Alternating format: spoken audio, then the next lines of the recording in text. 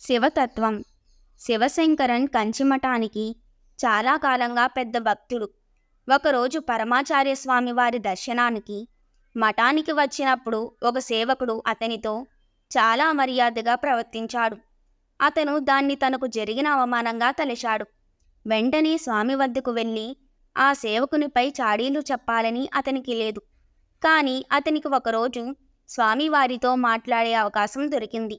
ఏదో సందర్భానుసారంగా మాట్లాడుతూ పరోక్షంగా తన గుండెల్లో ఉన్న బరువు దింపుకోవడానికి అరటిపండులోకి సూదిని గుచ్చినట్లుగా మఠం పరిచారకులు కొంతమంది చాలా కఠినంగా మాట్లాడుతున్నారు, కొన్ని తప్పులు చేస్తున్నారు, ఇతరులతో డబ్బులు పుచ్చుకుంటున్నారు. పరమాచార్య స్వామి వారు వీళ్లతో ఎలా వేగుతున్నారో నాకు చాలా ఆశ్చర్యంగా ఉంది అని అన్నాడు. మహాస్వామివారు గట్టిగా నవ్వారు. నువ్వు చెప్తున్నది నాకేమీ కొత్తది కాదు అన్నట్లుగా చూసి మాట్లాడటం మొదలుపెట్టారు. 1000 మంది పనిచేసే ఒక కర్మాగారం తీసుకుందాం. అందరూ నైపుణ్యం కలవారు, మంచివారు కాదు కదా. ఎన్నో లక్షల మంది ప్రభుత్వ కార్యాలయాల్లో పనిచేస్తున్నారు. అందరూ ఒకే రకమైన నిబద్ధతతో పనిచేయరు.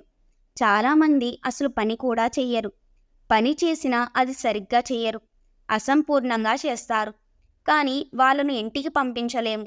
మొత్తంగా ప్రభుత్వం పని చేస్తుంది కదా, అది ముఖ్యం. ఇది సరిగ్గా పనిచేస్తుంటే చాలు. ఇది మాత్రమే సాధ్యపడుతుంది. శ్రీమఠం ఒక పెద్ద సామ్రాజ్యం లాంటిది. చాలా రకములైన పరిచారకులు ఉంటారు ఇక్కడ. నీకు పరమేశ్వరుడు తెలుసా అని అడిగారు. శివశంకరన్కు శ్రీమఠంలో ఆ పేరు గలవారు 5గురు తెలుసు. ఎవరి గురించి మహాస్వామి వారు అడుగుతున్నారో అతనికి అర్థం కాలేదు. అతని అవస్థ చూసి స్వామివారు, నేను చెప్తున్నది కైలాసవాసి అయిన పరమేశ్వరుని గురించి.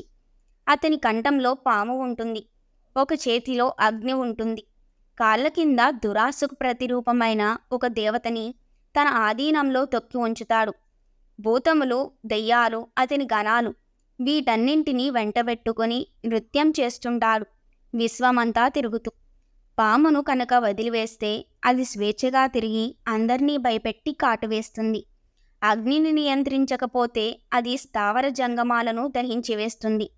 భూత పిశాచ గణములను వదిలివేస్తే ఎవరిని పడితే వారిపై దాడి చేస్తాయి. అవి చేసే ఘోరాలను చెప్పవలసిన పని లేదు. ఇటువంటి చెడ్డ శక్తులను తన వద్ద ఉంచుకోవడమే పరమేశ్వరుని గొప్పతనం అని చెప్పారు.